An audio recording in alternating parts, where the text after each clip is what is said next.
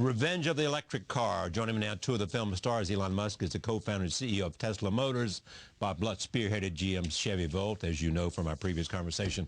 I'm pleased to have them join me now in a conversation about electric vehicles. Did I hear you say in that clip, I have not yet seen the movie? Anybody who comes from outside thinks they can do something is going to fall on their butt. Yeah, because what happens is they have a brilliant thought, but they have a great deal of difficulty implementing it because they underestimate the knowledge and technology and experience required to actually build a car. Elon went through quite a bit of that, and we did go after about 2 years of struggle, they began to think, you know, maybe those guys in Detroit aren't that dumb after all. Well, I never thought the guys in Detroit were dumb. I think that sometimes the media tries to create more of an antagonistic position than is really the case. Yeah. I'm actually really supportive of any efforts like the Volt or the Leaf or anything that goes in the direction of sustainable transport. Mm-hmm. The whole purpose behind Tesla, the reason that I put so much time and effort into creating it, was to serve as a catalyst for transition to electric vehicles. All right. Has he succeeded beyond what you expected? Yes, I think Elon and Tesla had kind of a rocky spell there, and the Roadster being at a $100,000+ car, but only seating 2, that is a very thin market segment. Yeah. And after about a year, everybody who wants one has one, but almost. I don't have mine yet. But the transition to the 4-door sedan, I think that is going to open the window to a much broader market and to a sustainable commercial future. Right. Here's a picture of that 4-door sedan. What you said to me, you think is a fine-looking automobile. Yes, I do. I think it's clearly one of the best styled medium-sized to large-sized 4-door sedans in the world today. So are you betting the company on the success of this? We are. See there, straight talk, huh? Yeah. So this has got a success. So how did you go about the design? First of all, I should maybe just preface it by saying that the strategy of Tesla from the beginning has always been to start with a low-volume, high-price car, then go to a medium-volume, mid-price car, and then end up with low-price, high-volume. Right. And sometimes people think that the reason we started with the sports car is because I thought there was a shortage of sports cars for rich people. That was not the reason. It was simply that anything we produced would be expensive because we did not have the economies of scale necessary to make things inexpensive. So having done the Roadster, which was very, very difficult, you can imagine as a new car company trying to sell an electric sports car during let's call it the worst car market since the Great Depression, presented a challenge. But we managed to get through that narrowly, and now we're on the verge of delivering the sedan, the 4-door sedan, the Model S. And it's really quite a significant leap forward. I can tell you a little bit about that. It's got a range of over, this is pure electric. It's got a range of over 300 miles. There's a performance version that'll do 0 to 60 in 4.4 seconds, which is faster than a Porsche 911 Carrera. It'll actually be 5-star crash rated in every category without exception by 2012 standards. This is a very difficult thing to meet. In fact, my understanding is that there is not a single vehicle that is 5-star crash rated in every category by 2012 standards. So we will be the only one. So it will be the safest car. So what does he need to know, Bob, at this stage? I think they've got obviously a brilliant design staff, a very sound engineering staff. They've got a great production facility in the old NUMMI plant in Fremont, California. Dealer network is going to be a challenge. Having sufficient marketing money is going to be a challenge, but I think this has a high chance of success. You do? Yes, I do. Because he's got all the things, at least significant, he's got the important things right. Here's the problem. You've got a sound product, and 90% of this business is having as you and I were saying earlier, 90% of this business is having a product that people want. And part of making them wanted is the design. Right. Nobody buys an ugly. You could have a 400-mile range. If it was ugly, nobody would buy it. Exactly. I mean, it's sad, but that's the truth. Aesthetics are extremely important. So how much is it going to cost? Starting price $50,000. $50,000 for the car that we just saw. Yeah, starting price. It's kind of like a BMW 5 Series. Starts at around 50K, goes up to 100K. So if you get the high performance version with all the extras, it could be 100K. But the base model is 50K, and it looks just like the one you just pictured. Mm-hmm. So the movie. Yeah. What it documents is the fact that what you did in announcing the Tesla, you used to spur the development of the Chevy Volt. Yeah, because I wanted to really leapfrog Toyota with all of the accolades they were being elevated to godlike status because of the Prius, and I was convinced that Toyota's next act was going to be a fully electric car. So I wanted to do one at least as a show car, and I was told that the only good reason I heard was the whole automobile industry is in litigation with the state of California over the EV mandates. How's it going to look for our case if we're litigating against California and then we put one on the show stand? Well, that argument I kind of understood, but all the other arguments were, well, lithium-ion isn't going to work. Lithium-ion is years away from being capable of being a car battery. And then Tesla announced the Roadster with, I think it was 0 to 60 in like 4.5 seconds, 120 mile an hour top speed, 200-mile range, which I thought, wow. And so I said, okay, I mean, this is outrageous. Here is a small startup car company on the West Coast, obviously very confident about lithium-ion batteries, is going to go into production with this car, and we, many of us would still say technologically the most competent, didn't always show it, but technologically the most competent car company in the world, and we say it can't be done. So then we got into the, well, maybe let's take a look phase, which was the beginning of the Volt development. Whether Tesla is ever hugely successful or not, I'll always owe him a debt of gratitude for having kind of broken the ice. Bob Lutz being a champion of electric cars is quite a switch from the Bob Lutz we used to know.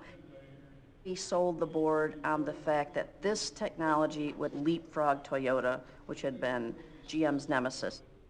The electric car was pushed all the way up the ladder by Lutz himself in a way that is very, very personal, a way that suggests he regards it as his legacy at the company. How is the Chevy Volt doing? It's, last I checked, it's doing well. Yeah. And it's done everything you intended it for to do. Yes, and what it is people keep thinking, well, the Chevy Volt is a failure because they only do this many a month. This is all production related. I mean, we're still in the ramp-up phase, and it's only being distributed in certain parts of the country right now. We started with California and with Washington, D.C., and it was, remember Coors Beers, you know, it sort of did its long march across the United States. Yeah, right. It's kind of that way with the Chevy Volt. Chevy Volt is doing extremely well, and in terms of customer satisfaction, it's just about off the chart. I've driven a lot of things during my long career, and to drive a fully electric car, lap after lap after lap around the grounds here, I really had the feeling of it being a historic moment. Certainly was in my career. Are you on board that the United States should lose its addiction to oil? I would certainly hope so. Yeah. And certainly, primarily, I would like to see it lose its addiction to imported oil. That would be the highest priority. Whether it's Canada or anywhere else. Well, I mean, let's say friendly Canadian tar sands would be in the. I would count that as domestic. Yeah, probably true. Making gasoline out of. I mean, if we have a need for petroleum products in the future, and we will for many more years, because electrification of the car fleet is not going to occur totally within the next 10 to 20 years. Is the electric car back from the dead? Well, you could argue, was it ever dead? Because I think people were, even after we recalled the EV1s, there were still electric vehicles out there. But I think it's back with a vengeance, and I would say the electrification of the automobile is a foregone conclusion. It's going to be a gradual transition. Meanwhile, we'll still need a lot of oil. We'll need oil for jetliners and so forth. But, you know, the Germans fought World War II with the liquefaction of coal and making gasoline out of coal. There's something, and we've got the world's largest coal deposits. The technology to make gasoline out of it exists, and nobody's talking about it. I don't understand it. All right. Do you accept his idea that he doesn't believe that global warming is produced by man activities, human beings' activities? Well, you don't believe that, do you? So he's going to get himself in trouble like I did. No. So the way I look at the CO2 thing is that we're running an experiment, which is to see what the CO2 capacity of the oceans and atmosphere is before Earth gets cooked. I don't think that's a wise experiment. That experiment, let's say that experiment is 99% likely to show that CO2 is no problem, but 1% likely to show that it's going to cook the planet. I don't think we want to take that 1% chance. It's just not smart. You think 1% is the right number? I think it's more than 1%. You think it's what? Well, it depends on when and how many trillions of CO2 get pumped into the atmosphere. Yeah. There's no question that at a certain level, it will destroy the Earth, or destroy large portions of the Earth. The question is just what is that level, and how soon do we stop pumping vast quantities of CO2 into the atmosphere? Given that oil and even coal are a finite resource, it doesn't seem to make sense that we would run that experiment when we have to get off them anyway, because they're simply finite. What was your motivation to do all this? So my motivation, actually, for all my companies has been that to be involved in something that I thought would have a significant effect on the world. And when I was in college, there were three areas that I thought would most affect the world. And one was the internet, the other was sustainable energy, both production and consumption, and the third was space exploration, particularly making life multiplanetary. So as things have turned out, I've been able to be involved in all three. What are you doing in terms of the planetary exploration? SpaceX. A private rocket company. Yeah, so NASA selected my company, right. SpaceX. Well, I want you to tell them about it. Oh, okay, sure. I run two companies, Tesla and SpaceX. Right. SpaceX is short for Space Exploration Technologies, right. And we build giant rockets and spacecraft, and NASA selected us to take over the cargo transport function of the space shuttle. We'll be doing our first mission to the space station hopefully in January, so that'll be a big milestone. We've done several rocket launches already, and we build the whole rocket from scratch in California, actually. From raw metal comes in, we build the engines, the structure, avionics, guidance, control, and then we launch from Cape Canaveral, and we will be launching from... This makes him your kind of guy, doesn't it? Oh, absolutely. He's a hardware guy. I should may I say that I really like Bob Lutz, by the way. Have you read his book here, though, Car Guys versus Bean Counters? I've not received a copy of his book. Well, you heard him talking about it, and you told me you agreed with most of the things he said. Yes, I actually agree with most of the things that Bob says, and I have a lot of respect for Bob. I just want that to be clear, because sometimes people may sort of make it out that somehow I don't like Bob, but I have a tremendous amount of respect for Bob and think he's awesome. Well, you want to come here and peer with him? Yeah. Right. I mean, what's the biggest challenge for the, how did you say, the electrification of the fleet? I think Bob articulated it well, which is that we have a vast number of vehicles that are gasoline. We need to make, therefore, a vast number of compelling electric vehicles. Just spooling up that production line and switching out the install base will take decades. So we will have an addiction to oil for some period of time. The question is really, can we minimize that time, and in doing so, minimize the potential damage to the environment? All right. Much success to you. Thank you. The Tesla S will be available when? We will start deliveries in July of next year. In July of 2012. Yeah, we're already sold out of next year's production, though. And what's the annual production?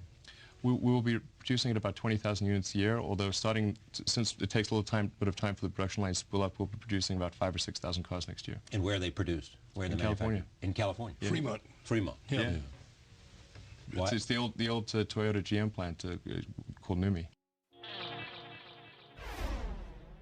You talked about, when you released the patent, about how quickly we kind of need to get our act together to forestall real climate problems. Right. And it seems to me with the political system the way that it is, that really the only hope is just an incredible explosion in innovation. Yeah. How hopeful are you about that explosion of innovation? What are the obstacles you see, given that you're working at the frontier of battery capacity and all this stuff?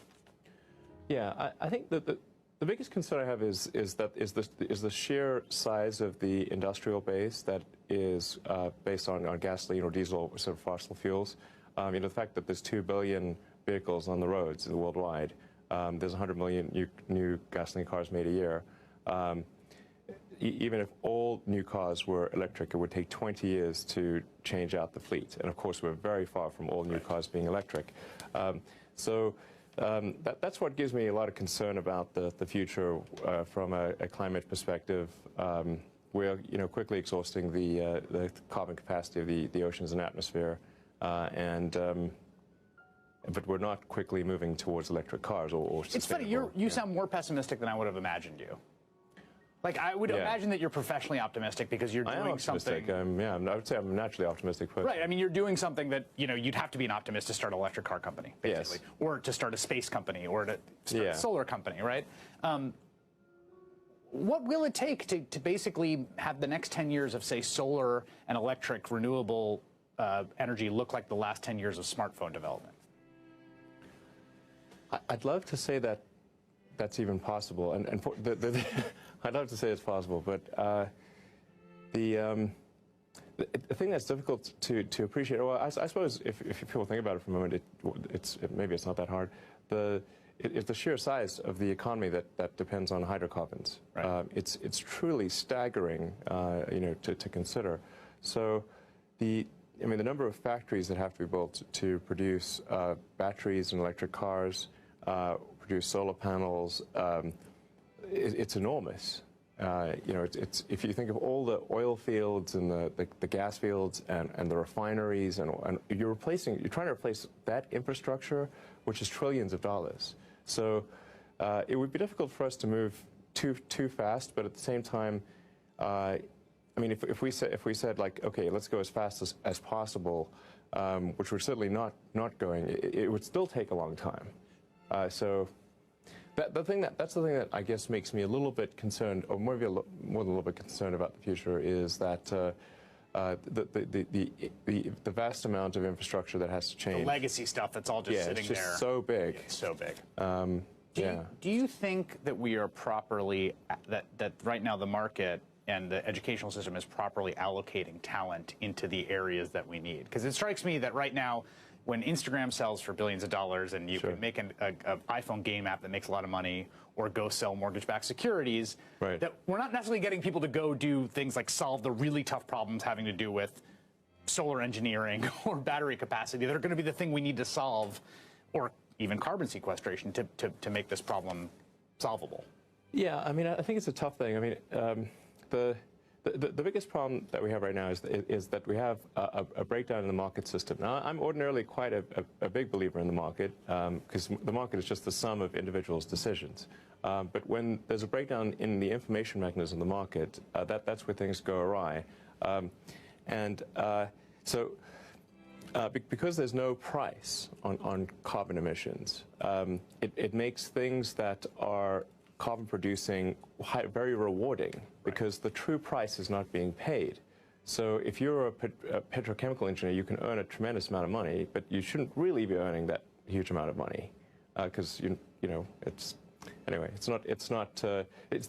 market mechanism is broken. It's a classic economics problem, tragedy of the commons, or the atmosphere that we all have. That you see this in international fishing stocks, where there's no since no one sort of owns that particular fishing area, it'll get fished to extinction, and because there's no price for that. So there's no price for carbon. So we do all these things that cause long-term damage.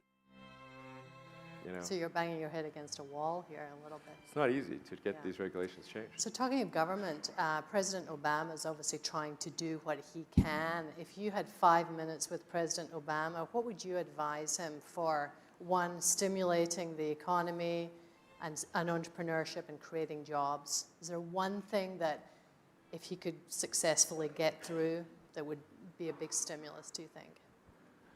Well, I think actually, I think the reality of being president is that you're actually like the captain of a very huge ship and have a small rudder.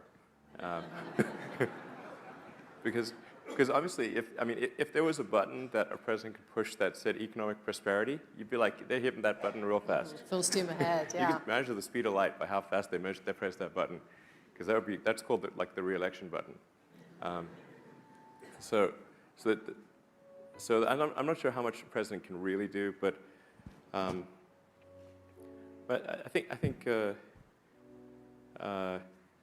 know, I'm generally a fan of like minimal government interference in the economy. Like the government should be kind of like the referee, but not the player. And there shouldn't be too many referees. But there is an exception, which is when there's an unpriced externality, such as the CO2 capacity of the oceans and atmosphere. So when you have an unpriced externality, then the normal market mechanisms do not work, and then it's government's role to intervene in a way that's sensible. And the best way to intervene is to assign a proper price to whatever the common good is that's being consumed. And then So you're saying there should be a tax on gas? There should be a tax on carbon. You know, if the bad thing is carbon accumulation in the atmosphere, then there needs to be a tax on that. And then we can, that will, and then you can get rid of all subsidies and everything else. And it seems like logical that you should tax things that are most likely to be bad rather than, you know, like that's why we tax cigarettes and alcohol. Because those are probably bad for you. Certainly cigarettes are.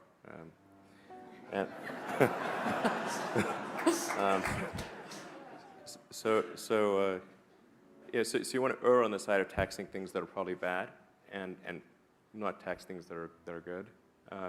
And so I think, given that there is a need to gather tax for the, to pay for the federal government, we should shift the tax burden to bad things, and then adjust that tax of that bad thing according to whatever's going to result in the behavior that we think is beneficial for the future. I mean, I think currently what we're doing right now, which is mining and burning trillions of tons of hydrocarbons that used to be buried very deep underground, and now we're sticking them in the atmosphere and running this crazy chemical experiment on the atmosphere. And then you've got the oil and gas companies, which have ungodly amounts of money. And you can't expect them to just roll over and die. Like, they don't do that. So actually what they much prefer to do is spend enormous amounts of money lobbying and running bogus ad campaigns and that kind of thing to preserve their situation. It's a lot like tobacco companies in the old days. I mean, they used to run these ads with doctors, like a guy with a doctor, pretending he's a doctor, essentially implying that smoking is good for you, and like having pregnant mothers on ads smoking. Do you have a message for the climate change skeptics and the big oil people? Well, as far as climate change skeptic, I mean, I believe in the scientific method, and one should have a healthy skepticism of things in general, and if you approach things from a scientific standpoint, you always look at things probabilistically, not definitively. And so I think a lot of times, if somebody's a skeptic in the science community, what they're really saying is that they're not sure that it's 100% certain that this is the case. But that's not the point. The point is to look at it from the other side. Say, what do you think the percentage chance is of this being catastrophic for some meaningful percentage of the Earth's population? Is it greater than 1%? Is it even 1%? If it is even 1%, why are we running this experiment? Right, because you called it a Russian roulette. We're playing Russian roulette with the atmosphere. We're playing Russian roulette, and as each year goes by, we're loading more rounds in the chamber. It's not wise. So that's and what makes it super insane is that we're going to run out of oil anyway. Like, it's not like there's some infinite oil supply. We're going to run out of it. So we know we have to get to a sustainable means of transportation no matter what. So why even run the experiment? Right. It's the world's dumbest experiment. Right. Yeah.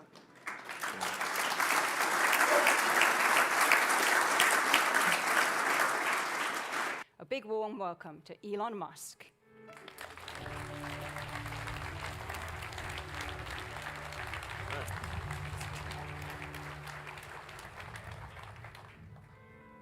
Make yourself comfortable, Elon. My gosh, we've got so many questions here already. Where do we start?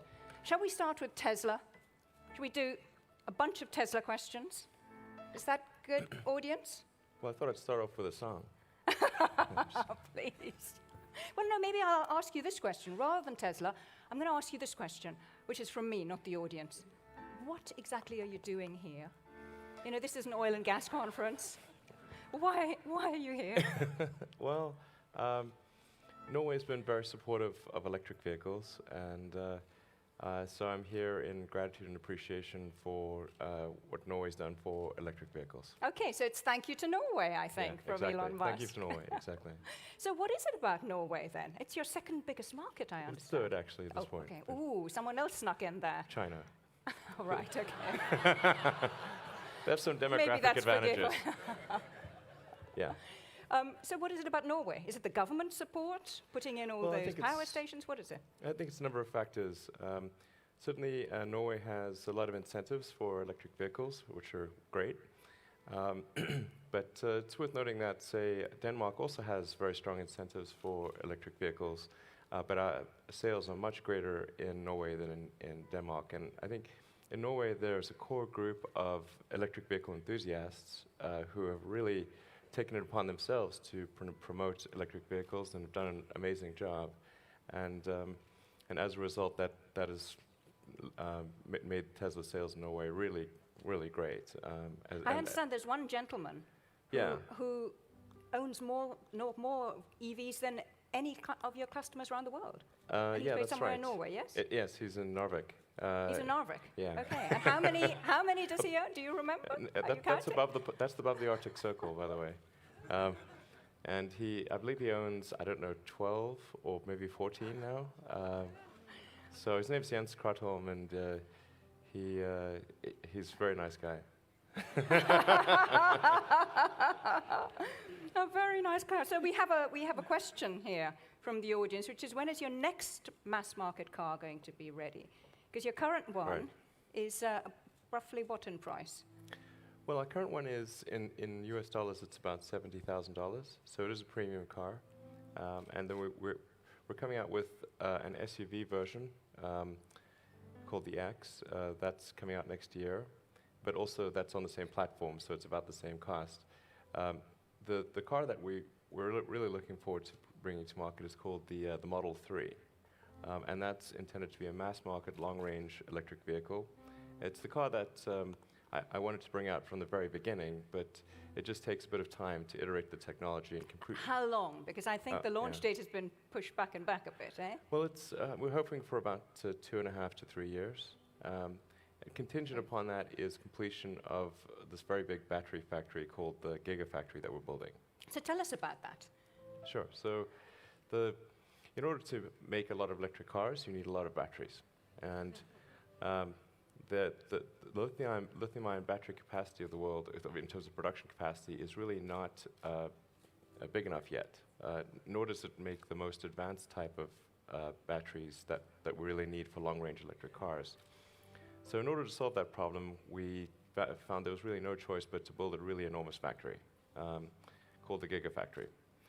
So named because we're targeting about 50 gigawatt hours of output, which for battery energy storage is quite a big number. It's huge, yeah. And it sounds cool as well. Yeah, exactly. So are there any links, do you think, between the battery technology that you're investing in at the moment and renewables?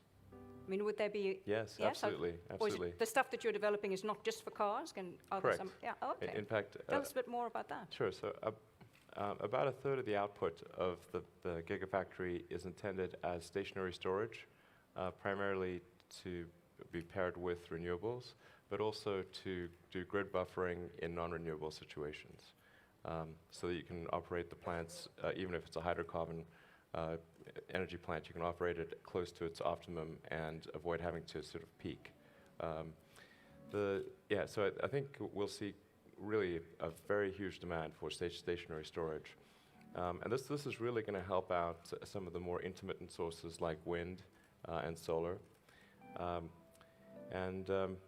It's worth noting, I'm not sure if people are aware of this, but the world could be powered many times over by solar if you had enough battery capacity to pair with it. Many times, like... The world? I mean, Probably obviously California, where you're based, but in Europe? Can you really say that, in Europe? 1,000. It's literally true. The amount of energy that reaches the Earth from the sun is staggeringly high. We have this enormous fusion generator in the sky that is lobbing out vast amounts of energy. And I'm talking about just using land area. I mean, it's really amazing. In fact, here's a little tidbit. If you take a nuclear plant and you took its current output and compared that to just taking solar panels and putting solar panels on the area used by the nuclear power plant, because these typically have a big keep-out zone, of about maybe 5 kilometers or thereabouts, where building houses, and dense, any kind of dense office or housing space. Usually, people don't want to do that near a nuclear power plant. So there's quite a big keep-out zone, and when you factor the keep-out zone into account, the solar panels put on that area would typically generate more power than the nuclear power plant. Yes, and that's not a calculation just done by you. I know, it's very easy to do. So here's a question from the audience then. If I might sort of just do just a tidbit of math. The collective maths, 900 people, mental tidbit. Maths. 1 square kilometer is 1 million square meters. And there's 1 kilowatt per square meter of solar energy. So on 1 square kilometer, there is a gigawatt of solar energy. With you so far. With you so far. So, I mean, if you wanted, I mean, you can get. And ergo, the nuclear power station doesn't give you the same. Is that the calculation? Yeah, exactly. Okay, so here, yes, but like you could power the entire United States with about, let's say, 150 to 200 square kilometers of solar panels. The entire United States. Take a corner of Utah. Not much going on there. I've been there. There's not even radio stations, okay? So the question from the audience then is, seeing that your big thrust into Tesla cars, which has taken off 10 years in, your big ambitions for solar power, what kind of a threat do you think you are to the oil and gas industry? Well, I don't think we're much of a threat. I mean, yet. Yeah.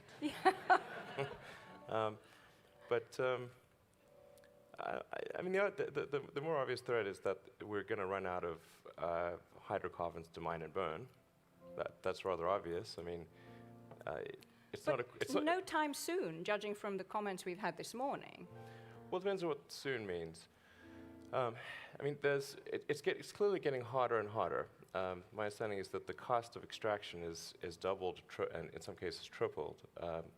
So it's getting harder and harder to find hydrocarbons, and it's getting much more expensive to extract them.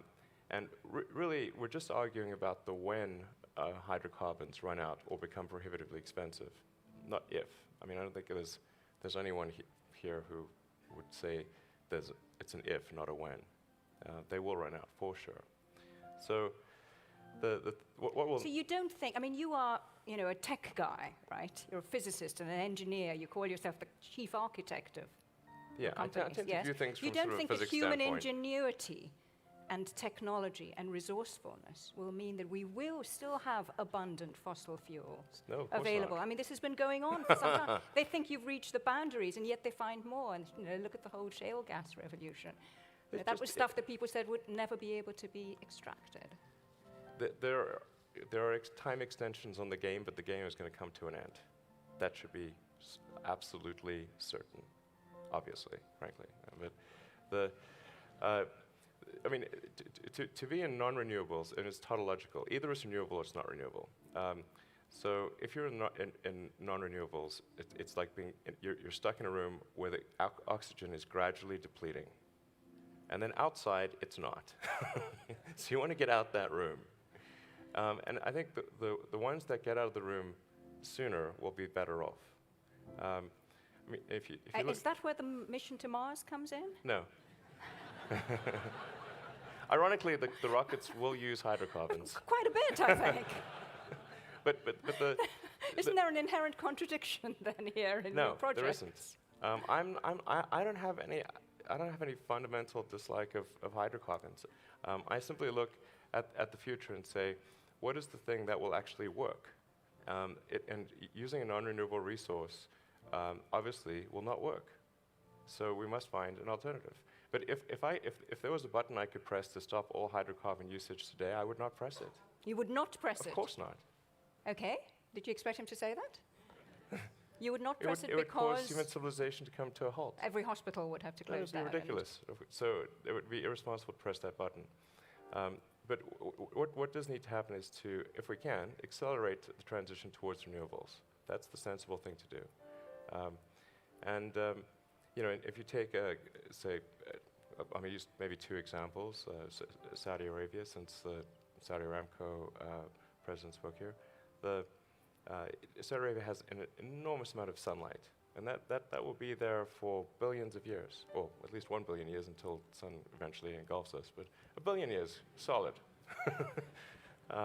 Bit more maths there. You've got a solid billion years there. So it seems that you know, investing in the solar resource is the thing that's really going to preserve the long-term future, not so much the oil and gas. I mean, that's a temporary thing. In the future, we'll look back, and by future, I'm not talking about super far in the future, I'm talking about towards the end of the century. We will look back on gasoline-powered cars the same way we look back on coal, as sort of a quaint anachronism that's in a museum. All right, thank you. All right.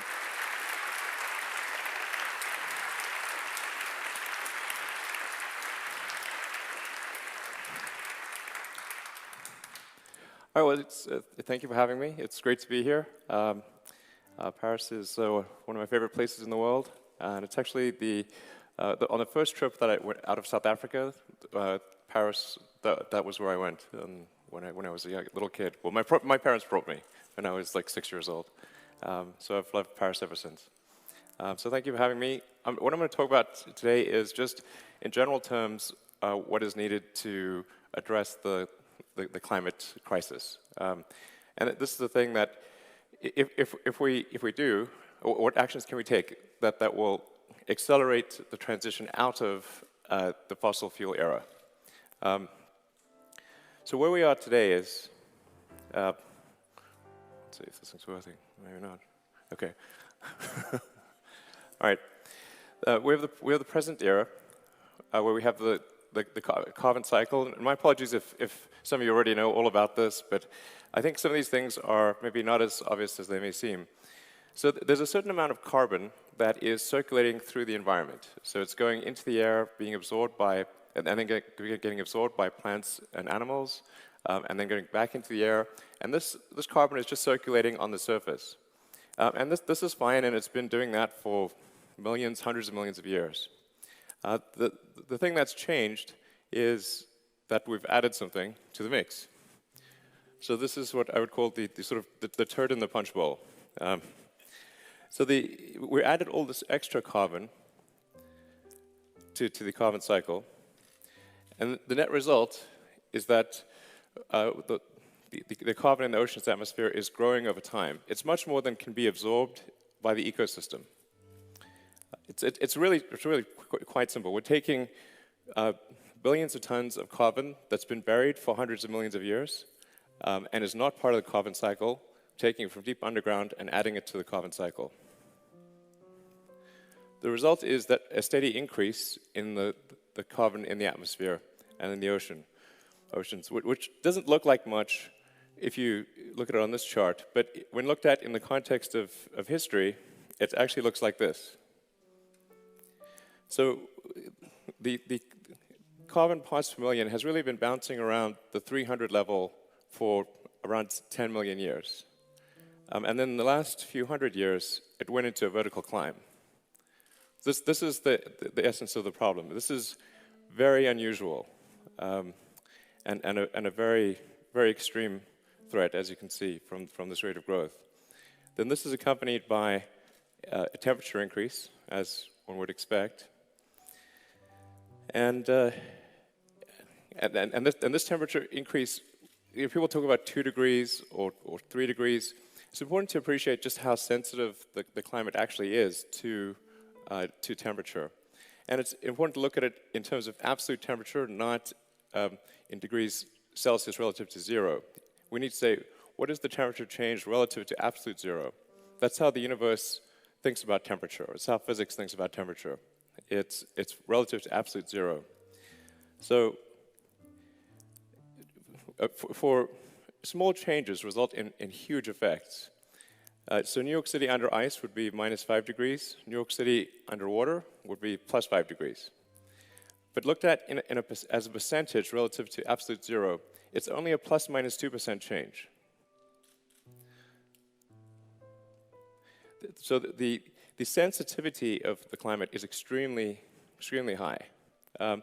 We've amplified this sensitivity by building our cities right on the coastline, and most people live very close to the ocean. There are some countries, of course, that are very low-lying and would be completely underwater in a climate crisis. So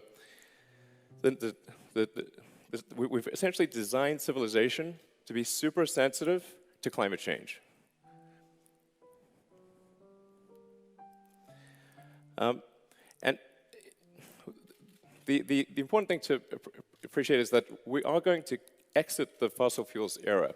So it is inevitable that we will exit the fossil fuels era because at a certain point we will simply run out of carbon to mine and burn.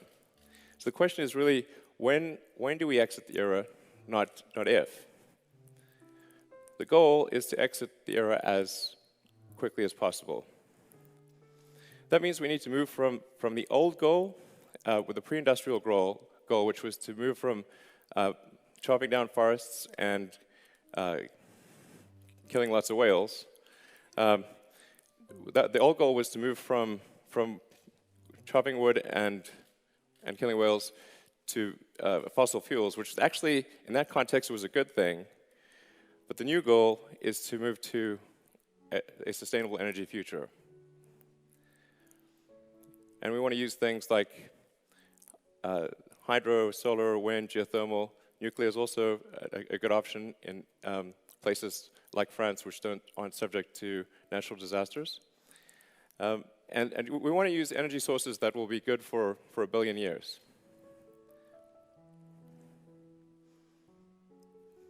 So how do we accelerate this transition away from fossil fuels to a sustainable era? And what happens if we don't? So if we wait, and if we delay the change, the best case is simply delaying that inevitable transition to sustainable energy. So this is the best case if we don't take action now. At the risk of being repetitive, there's going to be no choice in the long term to move to sustainable energy. It's tautological. We have to have sustainable energy or we'll simply run out of the other one. So the only thing we gain by slowing down the transition is just slowing it down. It doesn't make it not occur, it just slows it down. The worst case, however, is more displacement and destruction than all the wars in history combined. Okay, these are the best worst case scenarios. So then we have about 3% of scientists that believe in the best case, about 97% that believe in the worst case. This is why I call it the dumbest experiment in history, ever. Like, why would you do this? So the reason that the transition is delayed or is happening slowly is because there is a hidden subsidy on all carbon-producing activity. In a healthy market, if you have, say, 10 euros of benefit and 4 euros of harm to society, the profit would be 6 euros. This sort of makes obvious sense. This is where the incentives are aligned with a good future. This is not the case today. But if you have the incentives aligned, then the forcing function towards a good future, towards a sustainable energy future, will be powerful. In an unhealthy market, you have your 10 euros of benefit, you have your 4 euros, but the 4 euros isn't taxed. So you have an untaxed negative externality. This is basically economics 101. So you have basically unreasonable profit and a forcing function to do carbon-emitting activity, because this cost to society is not being paid. The net result is 35 gigatons of carbon per year into the atmosphere. So this is analogous to not paying for garbage collection. And it's not as though we should say, in the case of garbage, have a garbage-free society. It's very difficult to have a garbage-free society. But it's just important that people pay for the garbage collection. So we need to go from having an untaxed negative externality, which is effectively a hidden carbon subsidy of enormous size, $5.3 trillion a year, according to the IMF, every year. We need to move away from this and have a carbon tax. So, but this is being fought quite hard by the carbon producers, and they're using tactics that are very similar to what the cigarette industry or the tobacco industry used for many years. They would take the approach of even though the overwhelming scientific consensus was that smoking cigarettes was bad for you, they would find a few scientists that would disagree, and then they would say, look, scientists disagree. So that's essentially how they would try to trick the public into thinking that smoking is not that bad. The solution, obviously, is to remove the subsidy. So that means we need to have a carbon tax, and to make it sort of something which is neither a left nor a right issue, we should make it probably a revenue-neutral carbon tax. So this would be a case of increasing taxes on carbon, but then reducing taxes in other places. So maybe there would be a reduction in sales tax or VAT, and an increase in carbon tax, so that only those using high levels of carbon would pay an increased tax. And moreover, this, I mean, in order to give industry time to react, this could be a phased-in approach, so that maybe it takes 5 years before the carbon taxes are very high. So that means that only companies that don't take action today will suffer in 5 years. But there needs to be a clear message from government in this regard. Because the fundamental problem is the rules today incent people to create carbon. And this is madness. And whatever you incent will happen. That's why we're seeing very little effect thus far. And depending upon what action we take, will drive the carbon number to either extreme or moderate levels. I think it's pretty much a given that the 2-degree C increase will occur. The question is whether it's going to be much more than that, not if there will be a 2-degree increase. So then the question is, so what can you do? I would say whenever you have the opportunity, talk to your politicians, ask them to enact a carbon tax. We have to fix the unpriced externality.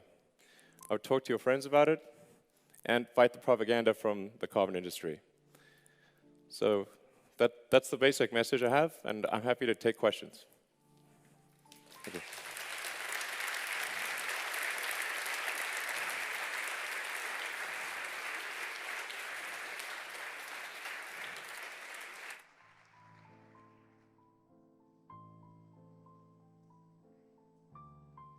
So we have some mics in the audience being passed around. Do you want to raise your hand and we'll give you a mic? Hi, sir. I'm Juan Manuel Paz from the Master of Innovation and Technology Management. And my question is, what do you say to those who think there are more important concerns right now than climate change and global warming? Sure. I mean, there's definitely, there are many important issues in the world. This is not the only important issue, but it is, I think, the thing that will have the biggest negative effect on humanity if we do not address it. I mean, based on the projections that we're seeing right now, these are like, I'd say, arguably best case projections. We're going to see significant rises in temperature and sea level. The net result is, if we don't take action, we could see, anywhere from 5 to 10%, maybe more, of the land mass absorbed by water, which is maybe not, doesn't sound like that much, but about a third of humanity lives right on the coastline or in low-lying countries. So we'd be talking about maybe 2 billion people being displaced, and their homes being destroyed and their countries being gone. So I think we should take action.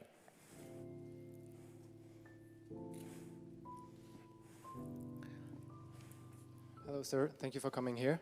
My question is, I'm a PhD student in marketing, and what I study is what motivates people to participate in challenges. Now, you have created a company which creates challenges, which brought a rocket to moon and back, if I'm not wrong. My question would be, do you think a challenge, maybe not moon and back, right? Yeah, not quite. Space yeah. and back. We're getting there. Getting there.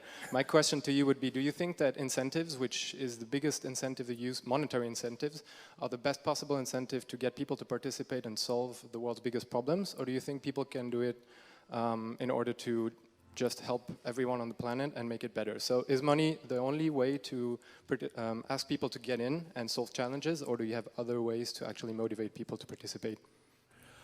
I think there's definitely a philanthropic element, and there's, I think in general, people want to do the right thing and they want to do what's good.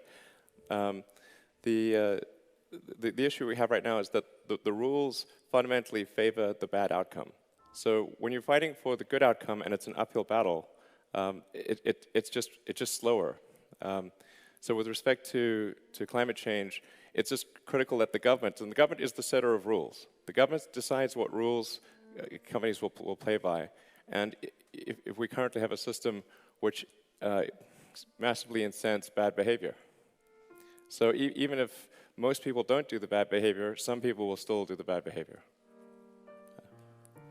Yeah, I mean, money and prices are basically just an information mechanism. They're just basically, they tell you that I mean, money's mostly an information mechanism for labor allocation, and for and sort of tells companies what to do. So it's just critical. This is why it's so critical that action be taken at a government level, because the government is the one, they're setting the rules of the game, and it's just crazy to have the rules of the game favor a bad outcome. Question up top there. There's a question here. Hi, Elon Musk. My name is Michel. I'm an undergrad in economics here at Paris-Sorbonne, Panthéon-Sorbonne, Paris. My question is, there are some new studies on removing carbon dioxide from the atmosphere and burying deep in the ocean. Do you think it's a sustainable solution, and why? Thank you. I'm not aware of any carbon sequestration or carbon storage system that works and works economically. And I definitely wouldn't want to store the carbon in the ocean because of possible acidification. As the as the CO2 levels rise in the atmosphere, some of that is absorbed into the ocean, becomes carbonic acid.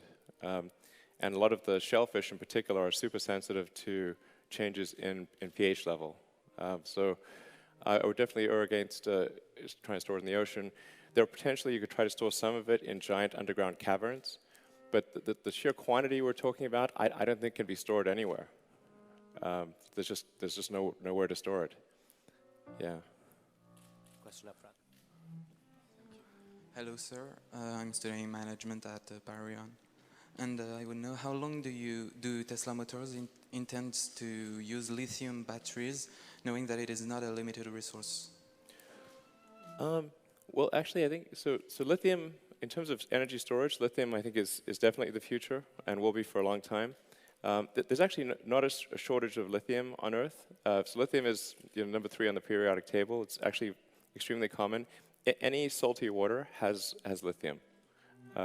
So there definitely won't be a lithium constraint on energy storage for batteries. So I feel pretty confident that one could make enough batteries to store all the energy that the world needs with the current resources that are available. Yeah.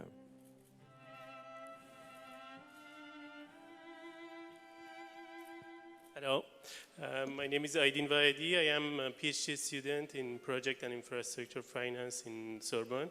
First of all, I would like to thank you for your latest product, Powerwall, which to me it gives to the citizens to have the power to select the way they can consume energy. I can spend a few $1,000s to buy some solar panel and the Powerwall and to be free of any offer in the market. My question is about the large-scale storage systems you have designed.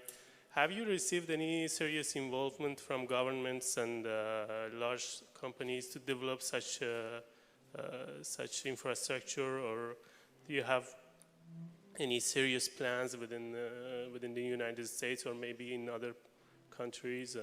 For large energy storage? Yeah, yeah, we do actually. We've got a number of very, very big storage projects underway with utilities around the world, so both in the US and outside. The thing that's interesting about the energy storage situation is that even without renewables, there's a huge potential to make the energy grid more efficient and to be able to shut down the heaviest polluting power plants, because the energy consumption through the day usually changes by a factor of 2 or more. So and since with the exception of hydroelectric, you can't store the power; it has to be available in real time.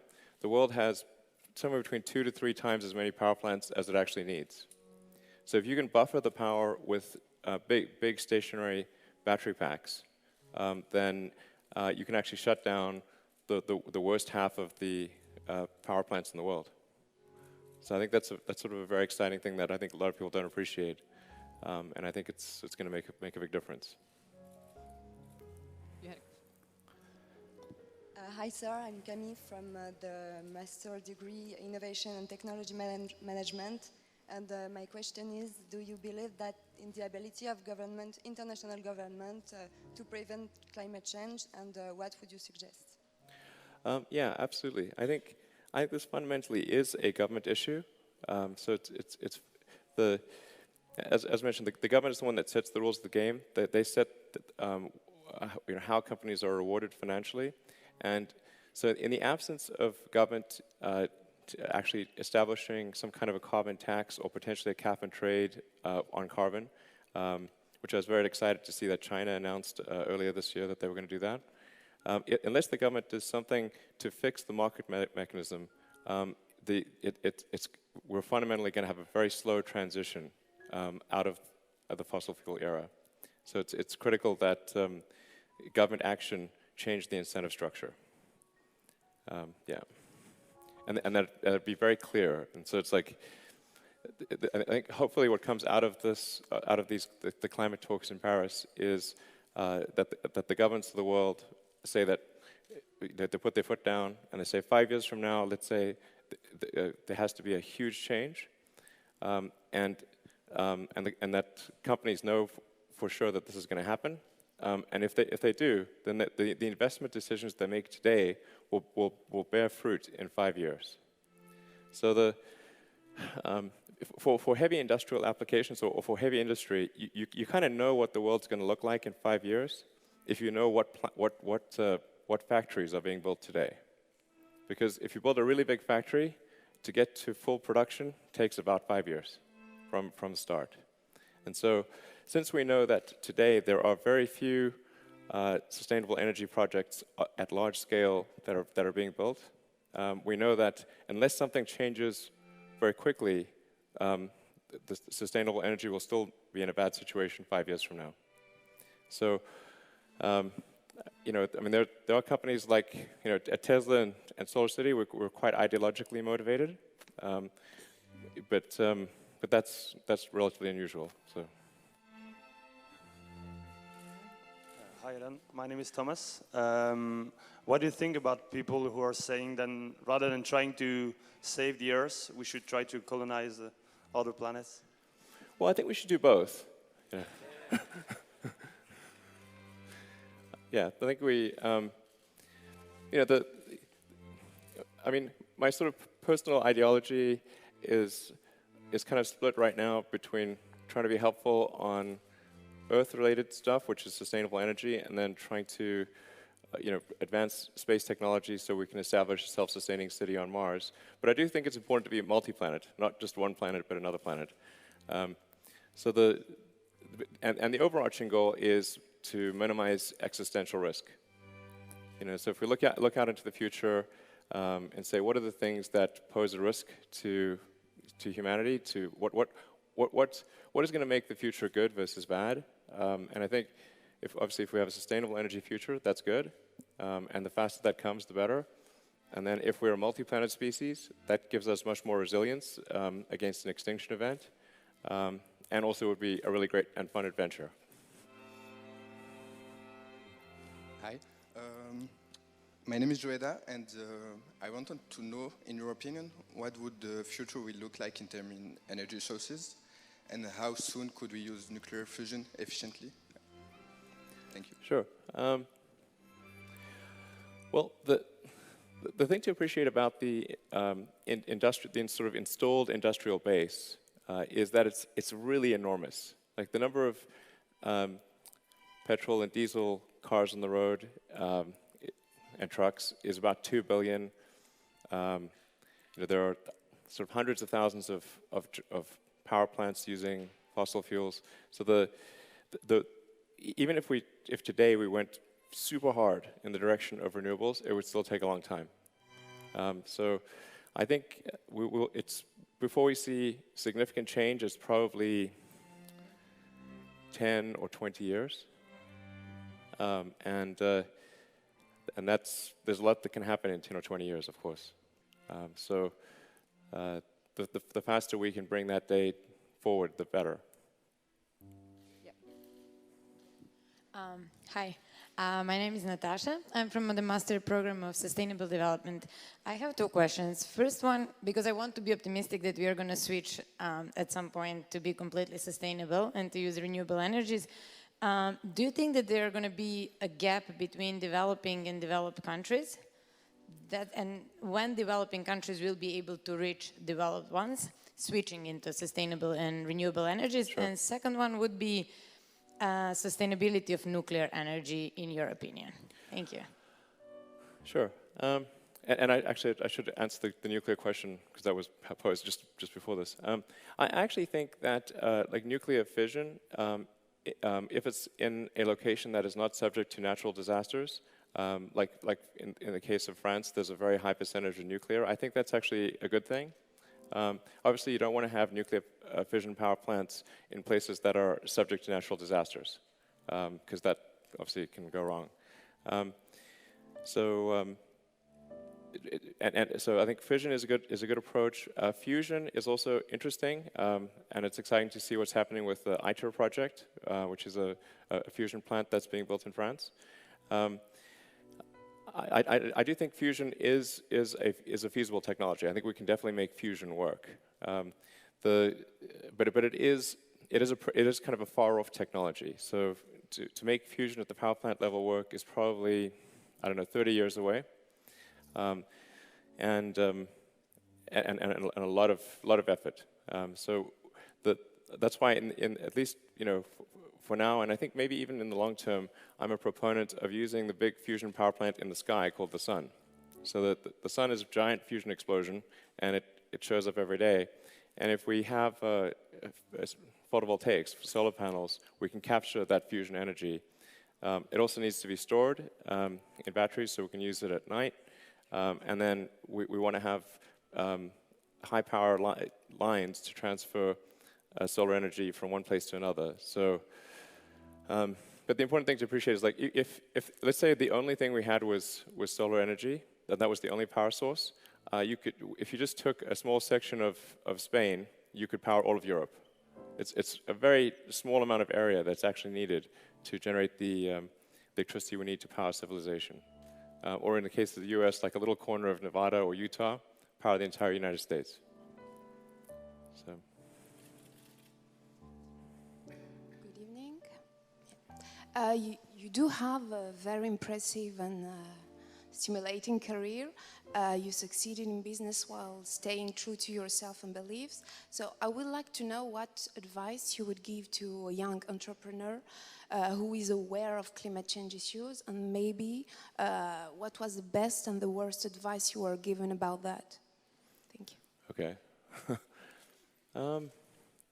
Well, I think if somebody's wants to do something entrepreneurial in energy, I mean, either you want to start a company or you want to join a company that's doing something sustainable, and it could be, there's obviously wind, solar, and the geothermal. There's tidal power. So I would just say look at companies that are trying to do sustainable energy and decide if you want to join them or if you want to start one. I generally wouldn't, starting companies in either the automotive arena or the energy arena is quite a tricky business. I mean, when we first started Tesla and Solar City, we thought they would fail. We thought, Tesla in particular, we thought probably we've maybe 10% chance of success. So it's particularly cars. It's hard to stay alive as a car company, honestly. It must be one of the worst risk-adjusted returns. Yeah. Hi, my name is Benjamin, and I was wondering, what do you wish for in terms of international rules and politics to facilitate the implementation of your Powerwall battery? Well, it's really what I've been saying here is that the governments of the world need to price the externality. They need to put a proper price on carbon, and then automatically the right behavior will occur. So this is, by putting a price on carbon, we're essentially fixing a pricing error in the market system. So, I mean, most of the times when governments intervene in markets, it usually increases the pricing error. But when the pricing error is a huge tragedy, the commons issue like we have with carbon capacity, it's critical that the government put a price on it, because you just can't go wrong and any price you put on it will be more right than close to zero, which it is right now. So this is by far the most important thing if we want to accelerate the transition to sustainable energy. There are other less effective ways by providing incentives and subsidies to, say, electric cars or solar. That is sometimes a more politically expedient way to do it, but the best way is just to directly fix the pricing error by taxing carbon. And this is, if you ask most economists, they would say the same thing. So this is sort of well known, and obviously in the economics world. Elon, could you say a few words on artificial intelligence? Because I think I read, or you were quoted among with others, Bill Gates and Peter Thiel and so forth, saying that you were afraid of that one day an hyper intelligent machine would destroy humanity. And are you investing a lot into artificial intelligence with, because are we wasting a lot of energy because we're using, we're not being smart, or we're not having smart objects and so forth? And how do you reconcile the two if, there's a long-term major risk for us? Yeah, I mean, I definitely want to stay on the sustainable energy topic, because it's easy to get derailed on too many other things. But yeah, I mean, I just think we should be cautious about the advent of AI, and a lot of the people that I know that are developing AI are too convinced that the only outcome is good, and we need to consider potentially less good outcomes, and to be careful and really to monitor what's happening and make sure the public is aware of what's happening. I'm Gabriel Rondon from, I studied innovation here in Sorbonne. I have a question about fundraising, specifically about the fundraising process regarding what Tesla does. What is the most difficult thing to raise funds in the beginning? Not now, because now you have a well-developed project, and the worldwide knows you and knows Tesla also. But in the beginning, about the industry that you are working, about this kind of energy, what is the most difficult thing to find investors and also to convince investors and keep what you thought in the beginning throughout the development of the company? Sure. Well, in the beginning, in the beginning of Tesla and SolarCity, I mean, I thought the probability of success was so low that I provided all of the money. So all of the money just came from me personally, because I didn't want to ask people, other investors, for money if I thought we were going to die, because I thought we would. So so I invested entirely the money that I got from PayPal. All of that got invested into Tesla, SolarCity, and SpaceX, and even then we only narrowly survived. So in 2008 for Tesla, we actually closed the financing round on Christmas Eve, 2008. It was the last hour of the last day that it was possible, this is one of the tricky things with something like a car company. It's like there are good times and bad times, and when the economy goes south, then that's when things get really tricky for a manufacturing company. Yeah, I mean, in the U.S., for example, like the only two car companies that haven't gone bankrupt in history are Ford and Tesla. That's it. Everybody else is bankrupt or went bankrupt at some point. General Motors, Chrysler, and others. So I think we just made it by the skin of our teeth. These days, the last few years, it's really, I'd say, the last 2 years is when Tesla's achieved a level where it's not facing imminent death. I mean, even as recently as early 2013, we were operating with maybe 1 to 2 weeks of money. Hi, my name is Pascal, and I would like to ask you, don't you think that we need a deeper reflection about our dynamic of society? Because all the solutions that you are talking about is about efficiency, but don't you think that we need to think differently and consume less? Because right now our dynamic is about confronting problems and going always in the same direction and trying to find the technological innovation to save us.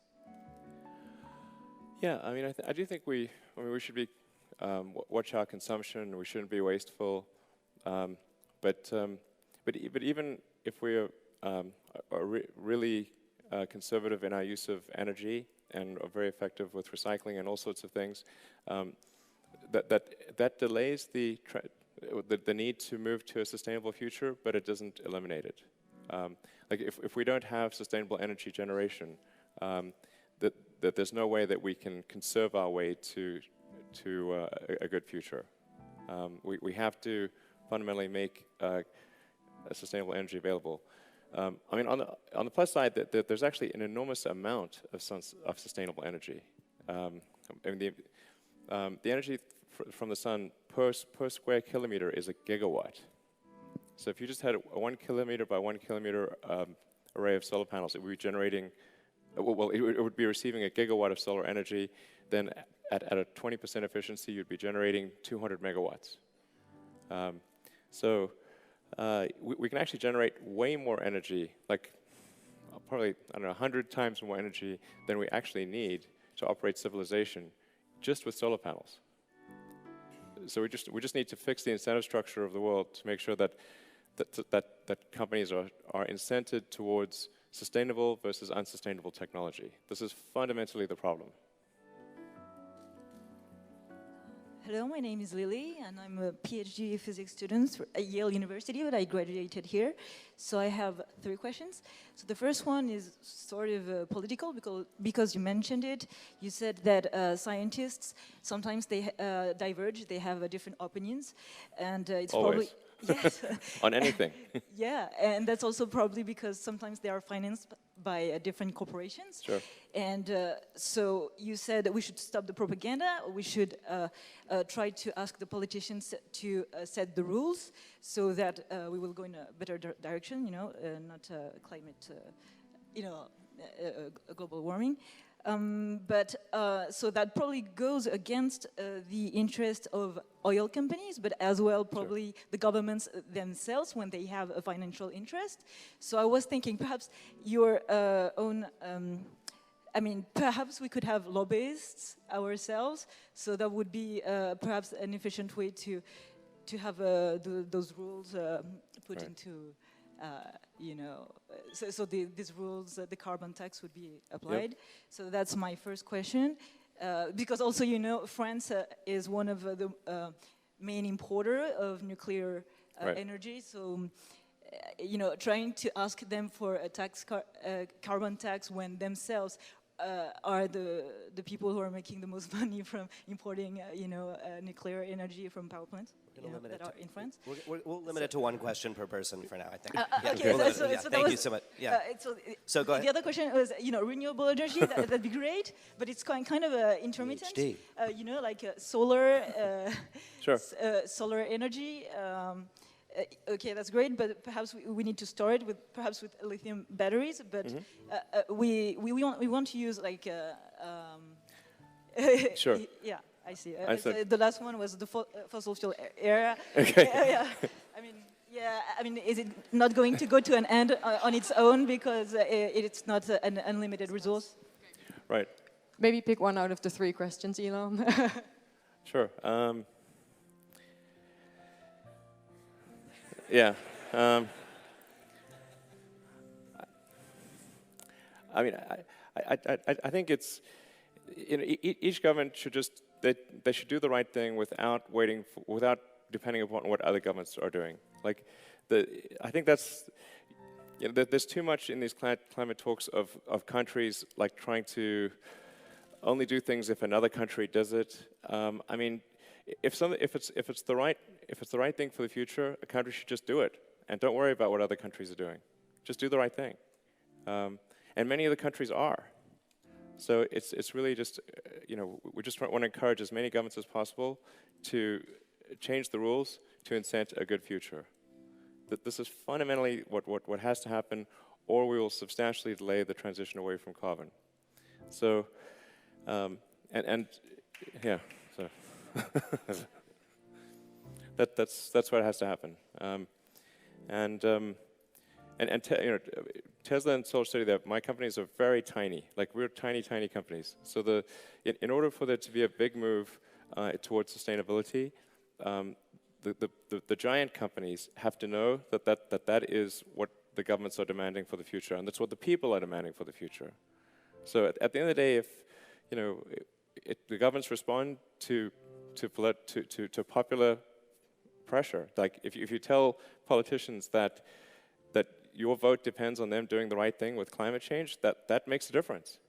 So if they're having sort of a fundraising event or a dinner party or whatever, and at every fundraising event and every dinner party, somebody's asking them, hey, what are you doing about the climate?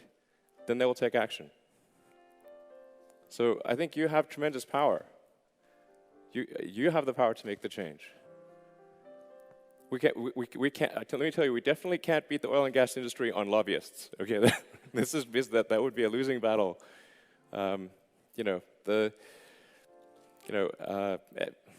Exxon makes more profit in a year than the value of the entire solar industry in the United States. So it's like if you take every solar company in the United States, it's less than Exxon's profit in 1 year. There's no way you can win on money. It's impossible. Good evening, sir. I have just one small question, but very actual. Do you think the COP21 will be a success? I don't have any real basis for this, but I have a good feeling about it. I do have a good feeling about it. So I think, well, it's going to be degrees of success. So it's sort of like for example, like the Copenhagen was terrible. Like nothing came out of Copenhagen, the Copenhagen climate talks. I mean, it was basically, I think there was a net increase in global warming as a result of that one, unfortunately. In the case of the Paris talks, I think there will be some positive movement, and it's a question of what degree. And I think we need to send a clear message to the negotiating teams and to the politicians that this time there needs to be significant change. This time, something needs to happen. There's a question all the way up on the top. Hello, and thank you for coming. My name is Maria, and I'm a student of international relations here. My question to you is this. We know that climate is a common good. So how do we get countries with economies relying heavily on fossil fuels on board with climate change? Which, how do we get those who have the most to lose on board? Thank you. I think we just need to turn that argument around and say, like, look, this is a common good, and if countries don't take action, that they all will share in a bad future. So everyone needs to take action and care about what the future is going to hold, and lead by example. So even countries that are quite dependent on fossil fuels, if they just change their tax structure, they can move away from that in a way that's not super disruptive to the economy. It's really just a question of collecting like the same amount of taxes, but weighted towards things that people believe are most likely to be bad instead of things that are most likely to be good. And we do this already in our tax code. We tax alcohol and cigarettes much more than we tax fruits and vegetables. It's just sort of the sensible thing to do. And nobody, you don't hear, countries saying, well, we make lots of fruit, we make lots of fruits and vegetables, so like we want low taxes, or we make lots of alcohol and tobacco, and we want lower taxes. Like that's a silly debate. It's gone. And I think the same thing applies to carbon emissions. Just adjust the tax code, and the right thing will happen over time. And if it's graduated over time, and it starts off small and becomes significant in the future, then even if you're heavily dependent on carbon today, that message of seeing what's going to happen in the future will have a huge impact on the way that any given country's economy works. So they will then become not dependent on carbon because of the incentive structure. So I really don't think they have anything to lose here. And anything to lose by taking action, and a lot to lose by not taking action. We have time for maybe 2 or 3 more questions, so there's one right here. Hi, my question is about batteries. So electric batteries today, especially lithium-ion, have a significant carbon footprint and potential impacts on both the environment and our health. And the environmental impact moves away from consumables and to how we produce and how we store the waste that comes from it. So the gap with fossil fuels might not be as wide as we think. So my question is, how do you respond to this? And how do you see this evolving in the next years? So I'm not sure I totally understand that question. Could you say that again? Yeah. Basically, the impact on the environment of today are ways of electrical batteries, lithium-ion, the production of lithium-ion batteries, and how do you equate this with fossil fuel and its impact, as it's more about the production and how we use the waste and how we store the waste, And so how do you see this? How is this going to be optimized in the next years, or is this going to change? Yeah, well, the important thing is like once you've built a battery, then at the end of life of the battery, you can recycle those components. So it's something that has no long-term or negligible long-term impact on the carbon cycle, because you essentially you get the sort of the lithium and nickel, cobalt, and you create the battery. You just essentially get those materials once, and then you recycle them forever. I think that it's really a negligible impact for batteries on the environment, and as compared to carbon producing, mining and burning billions of tons of carbon every year, which effectively, permanently, from a human standpoint, affects the carbon content of the oceans and atmosphere. So, yeah, it's really, we're talking orders of magnitude difference between fossil fuels and batteries, like not even on the same scale. Okay, then the last one. Hello. So my question is, taking into consideration that technology now is at some of a breaking point, it is advanced, but not so advanced to pass to the sustainable clean energy. How do you see this integration of clean energy for long term in the future, step by step maybe? How do I see the integration? How do I see us getting to a sustainable energy future? Yes. How will the clean energy integrate into the society, taking into consideration that technology isn't advanced? Sure. Well, I mean, I expect all transport to go fully electric over time, with the ironic exception of rockets, and then all energy production to go sustainable over time. This will take a long time, many decades, but the way it'll manifest itself is by people having batteries in their homes or at the utility substation, and by driving electric vehicles and having electric planes. But as I said, that this is going to be quite a very slow transition, because the incentive structure is so biased against sustainable energy. So, in fact, I think even if there's quite a strong action by government as a result of the climate talks in Paris, I think it's still going to be a transition that's measured in decades. So it will be a slow transition, and the fundamental question is, how do we accelerate that transition? That's the real question here. What actions can we take that would accelerate a transition to a good future? And that's why I'm so harping on this notion of a revenue-neutral carbon tax. I think that's something that every country can implement, and it can be graduated and phased in over time. And this will be by far the most effective thing for accelerating that transition to a good future. Okay. Hi. Please. All right. Well, thank you, everyone. But I think sustainable energy is also obviously really important. It's tautological. If it's not sustainable, it's unsustainable.